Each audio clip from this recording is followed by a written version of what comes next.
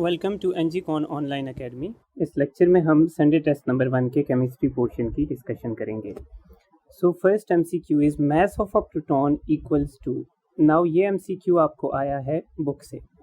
तो बुक में मास of proton given है 1.6726 into 10 raise to the power -27 kg, और इसको ग्राम्स में कन्वर्ट करें तो आप इसको 1000 से मल्टीप्लाई करेंगे तो ये बन जाएगा 1.6726 into 10 raise to the power -24 grams. Now first option is mass of electron, second option is mass of proton, third option is mass of neutron. So B is the correct option. Next MCQ says 1.5 moles of N2O contain. तो अगर हम N2O के एक मोल को देखें तो N2O का एक मोल है 44 ग्राम्स, इसमें ऑक्सीजन है 16 ग्राम्स और दो नाइट्रोजन है which is equal to 14 into 2 28 grams. तो हमारे पास 1.5 मोल्स ऑफ N2O में क्या होगा, 32 ग्राम्स ऑफ ऑक्सीजन। तो एक मोल में अगर 16 ग्राम्स ऑक्सीजन है तो 1.5 मोल्स में 16 इंटू 1.5 यानी हमारे पास टोटल 24 ग्राम्स ऑक्सीजन होगी। सो this is wrong. 2 into Avogadro's number of atoms, तो हमारे पास 1.5 मोल्स ऑफ N2O में कितने एटम्स होंगे, तो आपके पास एक N2O में 3 एटम्स हैं, तो 1.5 N2O में कितने होंगे, 3 इंटू 1.5 इंटू एवोगैड्रोस नंबर। तो this is also wrong. 42 grams of nitrogen. Now एक मोल ऑफ N2O में हमारे पास 28 ग्राम्स नाइट्रोजन है, 1.5 मोल्स में x ग्राम्स नाइट्रोजन होगी, तो x is equal to 28 into 1.5, तो इट बिकम्स इक्वल टू 42। तो 1.5 मोल्स ऑफ N2O में 42 ग्राम्स नाइट्रोजन के हमें मिलेंगे। So this is correct. Next MCQ says dipositive ion M+2, एक एटम का आयन है जिसमें +2 चार्ज है और इसकी कन्फिग्रेशन हमारे पास आती है 3D2 4S0। तो इस एलिमेंट की न्यूट्रल स्टेट में क्या कन्फिग्रेशन होगी, तो अगर हम न्यूट्रल स्टेट की बात करें तो हमने इस कन्फिग्रेशन में 2 इलेक्ट्रॉन्स को डालना है। तो 2 इलेक्ट्रॉन्स 3D की बजाय कहाँ हम डालेंगे, 4S में, क्योंकि हमारे पास इलेक्ट्रॉन्स 4S से लूज पहले होते हैं, तो जब इलेक्ट्रॉन्स वापस आएंगे तो 4S में आएंगे। तो न्यूट्रल स्टेट में इसकी कन्फिग्रेशन होगी 4S2 3D2। Efficiency of a chemical reaction is given by its.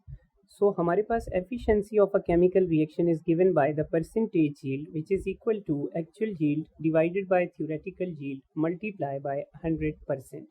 So C is the correct option. The ratio of energy and frequency of a photon equals to. So we have the equation energy is equal to Planck's constant into frequency.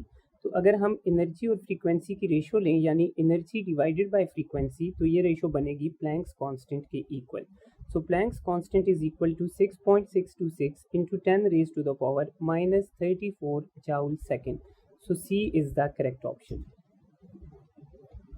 44 grams of carbon dioxide is equal to how much of the given entities? तो 44 grams of carbon dioxide में carbon dioxide का हमारे पास कितने moles present होंगे, 1 mole of carbon dioxide will be present. अब हमारे पास इसके अंदर ऑक्सीजन के एटम्स का क्या नंबर होगा, तो हमारे पास 1 मोल ऑफ कार्बन डाइऑक्साइड में Avogadro's number of carbon dioxide molecules होते हैं, और आपके पास एक मॉलिक्यूल में कितने ऑक्सीजन एटम्स होते हैं, तो total number of oxygen atoms is 2 into Avogadro's number, 2 into 6 into 10 raise to the power 23। तो it would become 12 into 10 raise to the power 23 या फिर 1.2 into 10 raise to the power 24। तो हमारे पास एक मोल ऑफ कार्बन डाइऑक्साइड में 1.2 into 10 raise to the power 24 atoms of oxygen present होंगे। Theoretical yield is always greater than the actual yield because, तो theoretical yield actual yield से हमेशा ज़्यादा होती है। इसकी रीज़न ये है कि सपोज हमने एक रिएक्शन लिया, carbon reacts with oxygen to form carbon dioxide.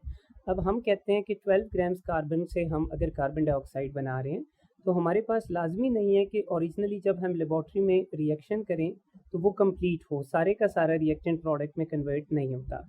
Second, हमारे पास रिएक्शन अक्सर रिवर्स भी कर जाता है। थर्ड, हमारे पास ओरिजिनली जब हम रिएक्शन को करते हैं तो हमारे पास प्रोडक्ट लूज भी हो जाता है। देन हमारे पास मेजरमेंट एरर भी आ सकता है जो हमारी एक्चुअल यील्ड को कम कर सकता है थ्योरेटिकल के मुकाबले में। देन इसके अलावा हमारे पास जब एक्चुअली हम रिएक्शन परफॉर्म करें तो उसमें साइड प्रोडक्ट्स भी बन सकते हैं। जैसे अगर हम कार्बन को ऑक्सीजन के साथ रिएक्ट करवाएं तो एक्चुअली कार्बन डाइऑक्साइड के साथ साथ कार्बन मोनोऑक्साइड भी बन सकती है। तो इन सारे रीजंस की वजह से थ्योरेटिकल यील्ड एक्चुअल यील्ड से ज़्यादा होगी। Of the given subshell one that possesses the greatest energy is. तो सब शेल्स की एनर्जी डिफाइन होती है n+l वैल्यू से। तो जिसकी n+l वैल्यू सबसे बड़ी होगी उसकी एनर्जी सबसे ज़्यादा होगी। तो इसकी n+l है 3 + 2 5, इसकी है 4 + 4। तो ये हमारे पास n और l दोनों गलत हैं, क्योंकि अगर n 4 हो तो l की मैक्सिमम वैल्यू 3 आ सकती है, 4 नहीं आ सकती। So this option is wrong. Then 5 + 0 5 and then 5 + 1 6। तो इन तीनों जो करेक्ट ऑप्शंस हैं उनमें से सबसे बड़ी n+l वैल्यू डी की है। So this is correct option. The number of particles in 1 mole of any substance is equal to. तो 1 मोल में एवोगैड्रोस नंबर ऑफ पार्टिकल्स होंगे और Avogadro's number is equal to 6 × 10⁻23। So A is the correct option. If 4 grams of hydrogen react with 2 moles of oxygen to form water। So oxygen के हमारे पास 2 moles हैं और hydrogen के 4 grams हैं। तो हमारे पास ये मिलकर क्या बना रहे हैं, वाटर बना रहे हैं। Which one is access reagent. So 4 grams of hydrogen को हम मोल्स में कन्वर्ट करेंगे। गिवन मैस 4, मोलर मैस 2, तो इसके कितने मोल्स बन जाएंगे, 2 मोल्स। तो basically we are reacting 2 moles of hydrogen with 2 moles of oxygen. Now balanced chemical equation के मुताबिक हाइड्रोजन के 2 मोल्स को ऑक्सीजन का 1 मोल चाहिए। अब हमारे पास हाइड्रोजन के जो गिवन मोल्स हैं वो 2 हैं, हमें ऑक्सीजन का 1 मोल चाहिए, जबकि ऑक्सीजन के हमारे पास यहाँ पर 2 मोल्स हैं। तो इसलिए हमारे पास लिमिटिंग रिएजेंट कौन हुआ, लिमिटिंग रिएजेंट हुआ हाइड्रोजन, क्योंकि ऑक्सीजन की ज़रूरत हमें 1 मोल है जबकि हमारे पास प्रेजेंट 2 मोल्स हैं। Possible magnetic quantum number values for subshell F are. So F की हमारे पास जो एजीमुथल क्वांटम नंबर की वैल्यू है वो है 3। तो इसके मैग्नेटिक क्वांटम नंबर की वैल्यू हमारे पास स्टार्ट होगी +3 से और ये जाएगी हमारे पास -3 तक। सो हमारे पास टोटल वैल्यूज़ कितनी बनेंगी, तो हमारे पास टोटल ये वैल्यूज़ का नंबर बनेगा 7। तो हमारे पास T is the correct option. 11.2 decimeter cube of which gas weighs 16 grams. तो हमारे पास एक तरफ वॉल्यूम ले लें, एक तरफ मैस ले लें।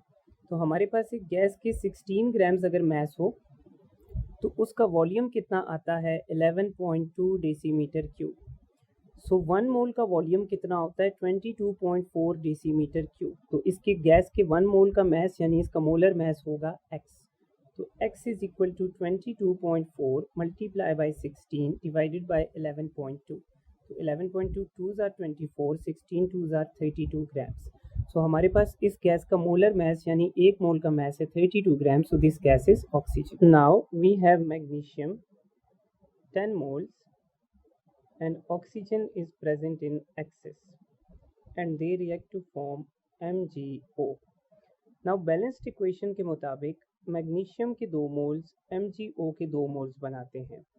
तो अब मैग्नीशियम के गिवन मोल्स हैं 10, तो MgO के भी कितने मोल्स बनेंगे, 10 मोल्स बनेंगे। तो आपके पास 10 मोल्स MgO के बनेंगे और इसके 10 मोल्स का मैस कितना है, mass is equal to moles multiply by molar mess.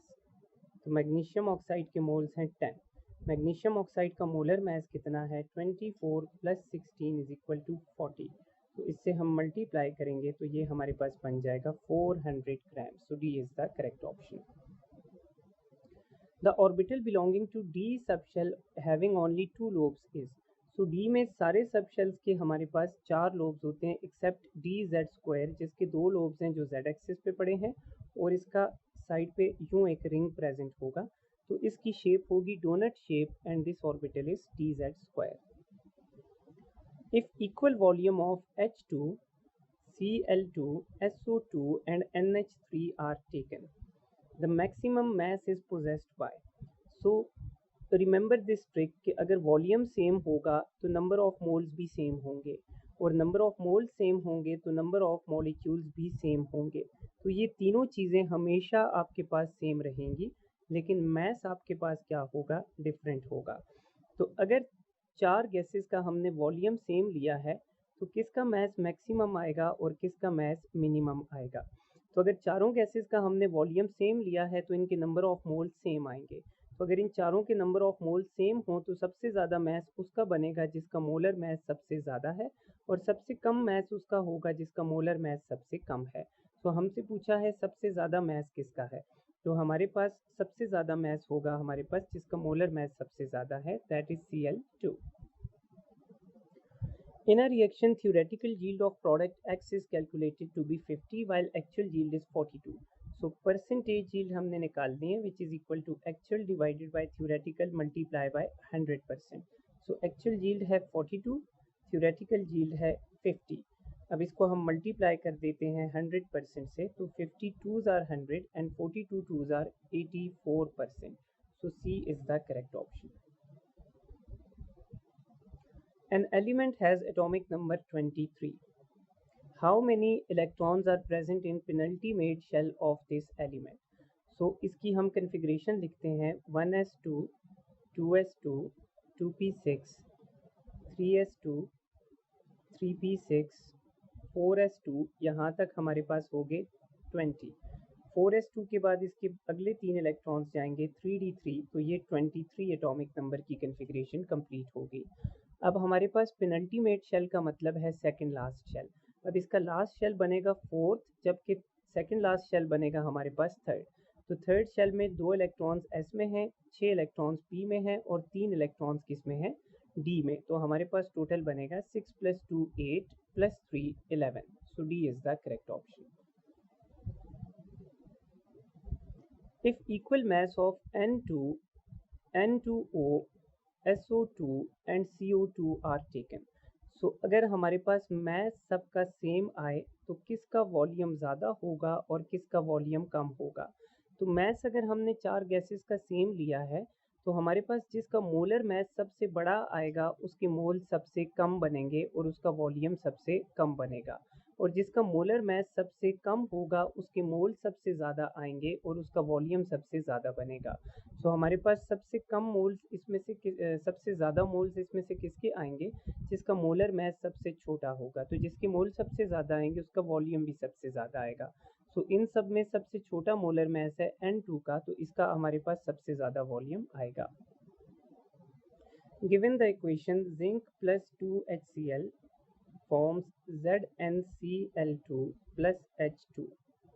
If 65 grams of zinc is reacted with 109.5 grams of HCl, the amount of excess reagent left behind is. So सबसे पहले zinc को moles में convert करें। Given mass 65, molar mass 65, तो zinc का हमने लिया है 1 मोल। HCl को कन्वर्ट करें तो HCl का हमारे पास मोलर मास बनता है 36.5। सो इसके मोल्स बनेंगे 3। अब बैलेंस्ड इक्वेशन में एक जिंक 2 HCl के साथ रिएक्ट करता है। प्रैक्टिकली हमारे पास एक जिंक है तो इसको कितने HCl चाहिए, 2। अब हमारे पास HCl कितने हैं, 3। तो 3 में से 2 HCl जिंक के साथ रिएक्ट कर जाएंगे और एक HCl हमारे पास बच जाएगा। तो एक्सेस रिएजेंट का 1 मोल बचेगा और एक्सेस रिएजेंट HCl है, तो इसके 1 मोल का हमारे पास मास है 36.5 ग्राम्स। तो excess reagent left behind is 36.5 grams. The splitting of spectral lines in magnetic field is. So हमारे पास अगर spectral line को हम magnetic field के अंदर रखें तो magnetic field में ये line हमें split हुई नज़र आती है। क्यों? क्योंकि हमारे पास suppose एक सब शेल है P सब शेल के अंदर फर्दर सब शेल्स हैं Px, Py, Pz। अब इन तीनों की एनर्जी नॉर्मली सेम होती है, लेकिन जब हम मैग्नेटिक फील्ड में इनको रखते हैं तो इनकी एनर्जी डिफरेंट हो जाती है, जिसकी वजह से इनकी लाइंस भी स्प्लिट हो जाती हैं। तो इस इफेक्ट को हम कहते हैं Zeeman's effect. Ratio of masses of CH4 and SO2 if same volume of both gases is taken is. So अगर हम CH4 और SO2 का सेम वॉल्यूम लेंगे तो इनके मोल्स भी क्या आएंगे, सेम, क्योंकि जब वॉल्यूम सेम हो मोल्स भी सेम होते हैं, नंबर ऑफ मॉलिक्यूल्स भी सेम होते हैं। तो अगर इन दोनों के मोल्स सेम हों तो फिर इनके हमारे पास मैसेस की क्या रेशो आएगी। तो इसका मोलर मास है 16, इसका मोलर मास है सल्फर डाइऑक्साइड का 64 ग्राम्स। तो हमारे पास इनकी रेशो आएगी 1:4। So C is the correct option. Carbon burns in oxygen to form carbon dioxide. So carbon burns in oxygen and forms carbon dioxide. If actual yield of carbon dioxide is 99 grams and percentage yield of the reaction is 75%, mass of the carbon used in reaction with excess of oxygen was. So सबसे पहले हम इस data को use करके theoretical yield निकालेंगे. तो actual divided by theoretical into 100% is percentage yield. Percentage yield आई है 75. Actual yield है हमारे पास 99 grams. Theoretical yield हमने calculate करनी है. So theoretical yield is equal to 99 into 100 divided by 75. Now 25 3s are 75, 25 4s are 100. Now 3 को 99 से काटेंगे, 3 33s are 99. Now 33 multiply by 4 हमारे पास कितना हो जाएगा 132 ग्राम्स. तो हमारे पास इसकी थ्योरेटिकल यील्ड है कार्बन डाइऑक्साइड की 132 ग्राम्स. नाउ हम इसको मोल्स में कन्वर्ट करेंगे. Given mass 132, molar mass 44. तो 44 132 divided by 44 is equal to 3. तो कार्बन डाइऑक्साइड के थ्योरेटिकली 3 मोल्स बन रहे हैं. तो इक्वेशन में एक कार्बन से एक कार्बन डाइऑक्साइड बनता है, तो 3 कार्बन डाइऑक्साइड बनेंगे 3 कार्बन से. सो 3 कार्बन का हमारे पास मास होगा 3 इंटू 12 ग्राम 36 ग्राम. सो हमने 36 ग्राम कार्बन यूज किया है. C is the correct option. Which of the following subshell does not exist? So A is the correct option. First shell में एक ही subshell होगा 1s. Second shell में 2 subshell होंगे 2s 2p. Third shell में 3 subshell होंगे 3s 3p 3d. Fourth shell में 4 subshell होंगे 4s 4p 4d and 4f. So first shell में there is only 1s not 1p. If 4.9 grams of H2SO4 completely ionizes, तो H2SO4 को हम completely ionize करवा रहे हैं like this. So number of H plus ions would be. So now given mass 4.9, molar mass इसका आता है 98 grams. तो 49 divided by 98 होता है 0.5. 4.9 divided by 98 होगा 0.05. तो बैलेंस्ड इक्वेशन में H2SO4 का एक मोल H प्लस के कितने मोल्स देता है 2. तो इसके 0.05 मोल्स H प्लस के कितने मोल्स देंगे 0.1. तो number of H plus ions is equal to moles multiply by Avogadro's number. तो H प्लस के मोल्स हैं 0.1, एवोगैड्रोस नंबर है 6 into 10 raised to the power 23. So it would become 6 into 10 raised to the power 22. So B is the correct option. The properties in which positive rays differ from cathode rays is direction of bending in magnetic field. This is correct, क्योंकि magnetic field में अगर cathode rays नीचे bend कर रही हैं तो positive rays उनकी opposite direction में बेंड करेंगी. They travel in straight line, दोनों रेज स्ट्रेट लाइन में ट्रेवल करती हैं. दे प्रोड्यूस ग्लो, दोनों रेज ग्लो प्रोड्यूस करती हैं. They can rotate paddle wheel, दोनों रेज पेडल व्हील रोटेट करती हैं. So A is the correct option. Number of moles of N2O that contains 7 grams of nitrogen. तो N2O का अगर हम एक मोल देखें तो इसके एक मोल में 2 नाइट्रोजन हैं, यानी हमारे पास 28 ग्राम्स नाइट्रोजन है. सो इस तरफ हम मोल्स लेते हैं, इस तरफ हम लेते हैं मास.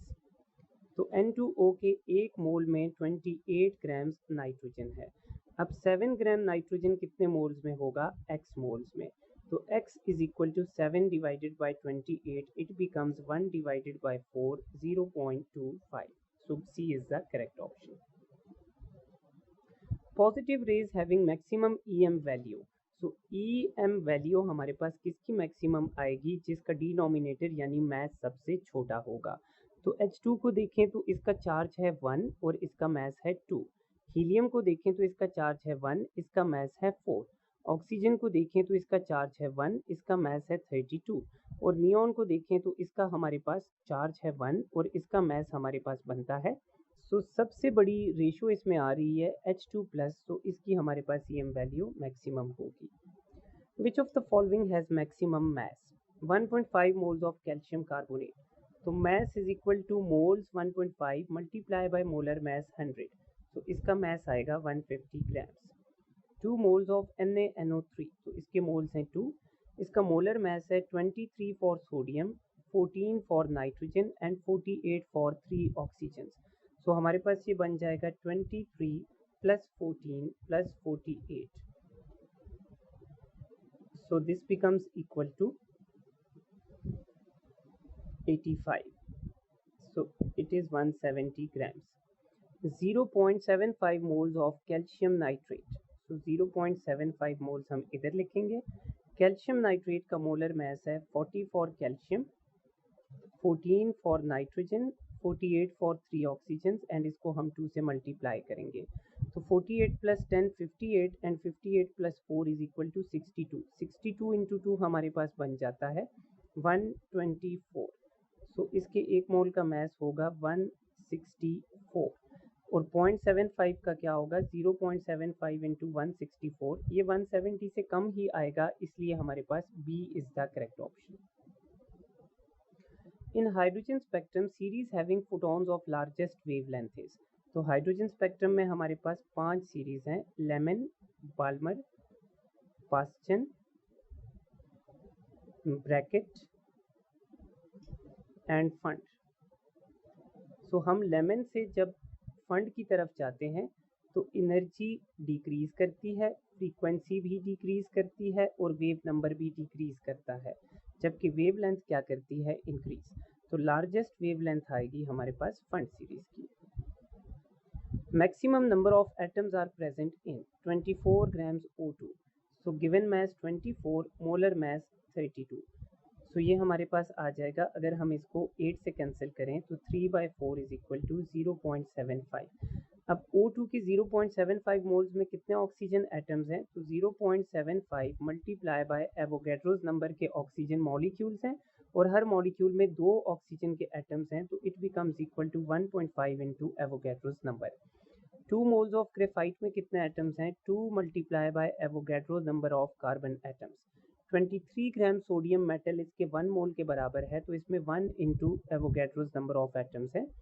6 ग्राम ऑफ हीलियम में हमारे पास 6 divided by 4 1.5 multiply by Avogadro's number of helium atoms हैं, तो सबसे ज़्यादा हमारे पास बन रहे हैं बी यानी 2 मोल्स ऑफ ग्रेफाइट में एटम्स का नंबर।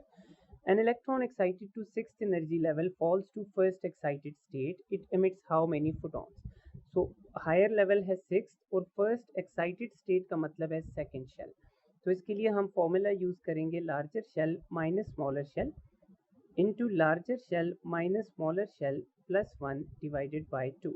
तो larger shell 6 minus smaller shell 2 into 6 minus 2 plus 1 divided by 2। 6 minus 2 4, then 6 minus 2 4 plus 1 5, so 4 multiply by 5 और इसको 2 से डिवाइड करें तो 10 स्पेक्ट्रल लाइंस हमारे पास बनेंगी। 42 gram of nitrogen require how much hydrogen to react completely to form NH3? So we have N2, it reacts with 3H2 and forms 2NH3।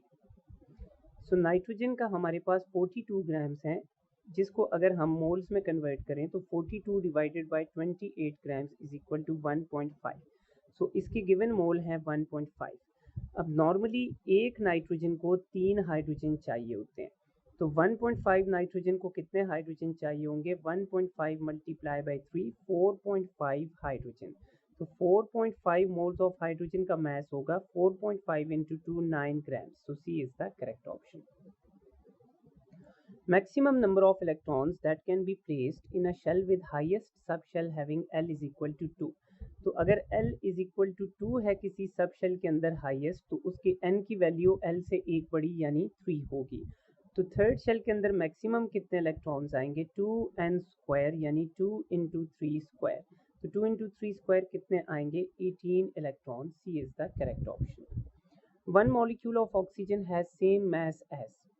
तो एक molecule of oxygen का कितना मैस है, एक मॉलिक्यूल ऑफ ऑक्सीजन का mass है 32 atomic mass unit. Now 8 moles of helium का क्या मैस है, 8 into 4 grams is equal to 32 grams.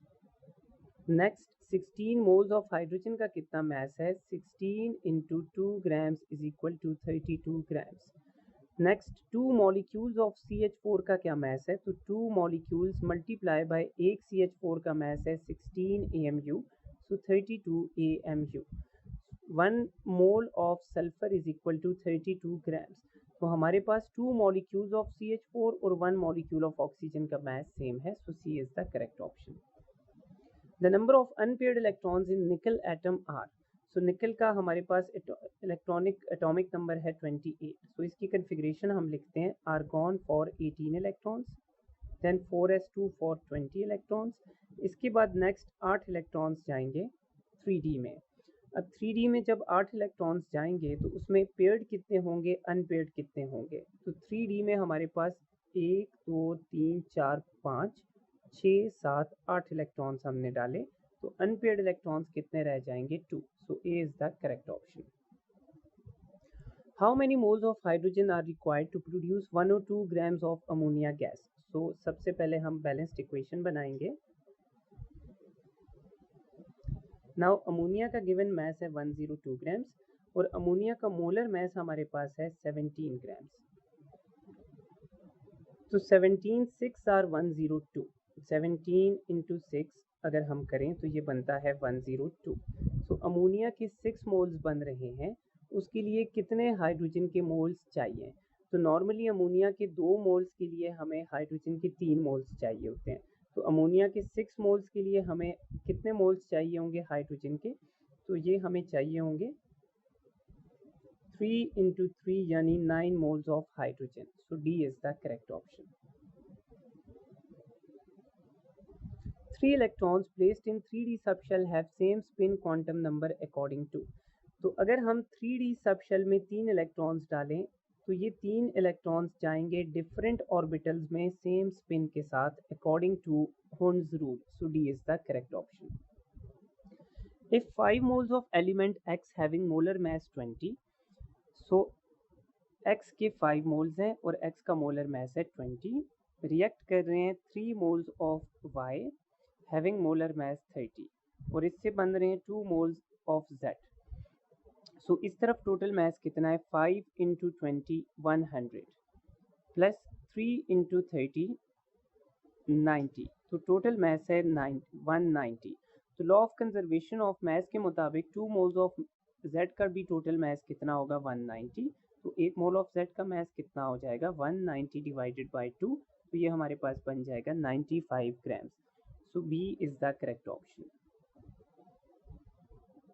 Maximum number of सब shells that can have same n+l value is. तो मैक्सिमम हमारे पास 4 सब शेल्स की n+l वैल्यू सेम आ सकती है, जिसमें एक S होगा, एक P, एक D, एक F, क्योंकि हमारे पास 4 डिफरेंट सब शेल्स की 4 डिफरेंट टाइप्स हैं। अब आपके पास कभी भी 2 S की n+l वैल्यू सेम नहीं आ सकती, ना 2 P की आ सकती है, ना 2 D की, ना 2 F की। तो आपके पास 4 डिफरेंट आपके पास ऑर्बिटल्स होंगे जिनकी n+l वैल्यू सेम आ सकती है। जैसे 7s की n+l है 7, देन 6p की n+l भी 7 है, देन 5d की n+l भी 7 है और 4f की n+l भी 7 है। तो maximum 4 orbitals can have same n+l value. 4 moles of aluminium require how much moles of oxygen to react completely to produce Al2O3। तो एल्यूमिनियम के 4 मोल्स को ऑक्सीजन के कितने मोल्स चाहिए कंप्लीटली रिएक्ट करने के लिए। तो बैलेंस्ड इक्वेशन से ही पता चल जाता है कि 4 एल्यूमिनियम को 3 ऑक्सीजन के मोल्स चाहिए। If n is equal to 4, possible values of magnetic quantum number for the subshell with greatest L value are. तो इसमें टोटल 4 सब शेल्स आएंगे S, P, D, F।